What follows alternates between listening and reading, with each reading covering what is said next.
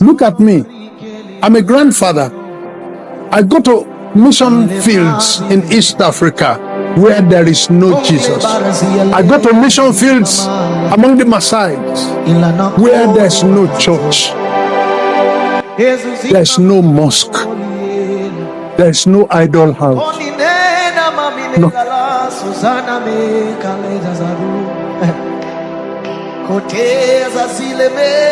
There's nobody to go there and tell them about Jesus. I cannot know you by myself. They take what you bring. Holy Spirit, take over.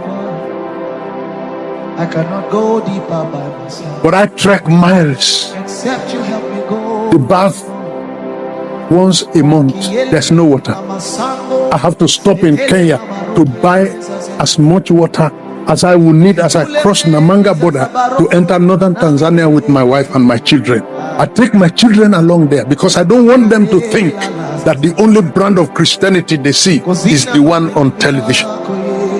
I climb mountains as old as I am because they're poking their head out of the rock, speaking Swahili.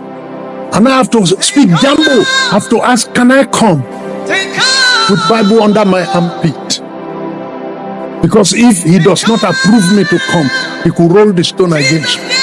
If I'll be preaching there in December, people have to start going 100 miles on camels to go and bring the crowd. The crowd I see in front of me sitting on bare ground, they are more than the crowd I gather with television. They trek 100 miles to come and hear the word of God. And nobody is ready to go there. Whenever I'm going to United States, whenever I'm going to London, you see men of God. But whenever I'm going to those places, I don't see anybody. Because there's no honorarium. And they are dying in their thousands and hundreds. I'm telling you, I'm in a place where they have no idol, they have no mosque, they have no church, they don't have anything. Whatever you bring, they take. But we have bombarded our brains with comfort as if that is Christianity. That is not Christianity. Christianity is a life of sacrifice. When I was climbing the rocks and halfway through my breath was failing, I'm getting old. Then my second son told me, calm down, let me go.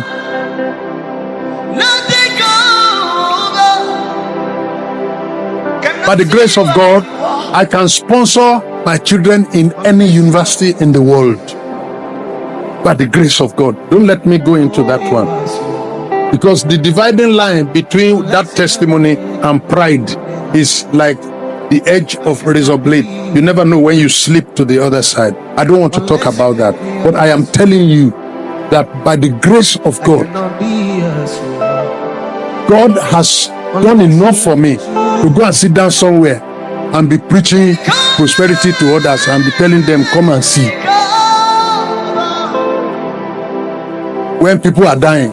In northern part of Kwara State where I come from, in northern Bogu, beyond Wawa, as you approach Benin Republic, on market day, our brethren will ask brethren to go for evangelism. And they asked one woman who was sitting in front of her wares, do you have Jesus? You need Jesus. Then she thought about it for a while and said, and call the next woman that they are asking for a certain commodity that she doesn't have it on her tray, that maybe she has, and directed us to ask her. 2021, Kwara State.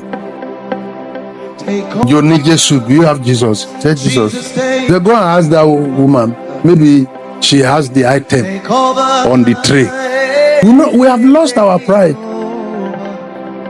The hidden around us will testify against us as we sit in our comfort and ignore them.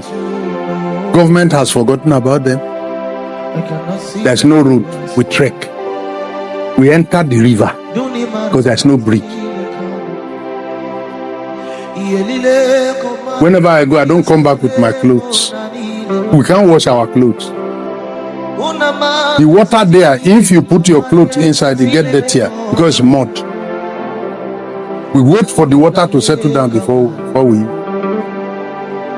The life of Christ is a life of sacrifice. Preaching the gospel is a life of sacrifice. So Jesus, take over. The ministry Jesus committed to our hands is a ministry of sacrifice. And this is the alternative community that Jesus is trying to set up. But the allurements of luxury and pleasure keep enticing us out.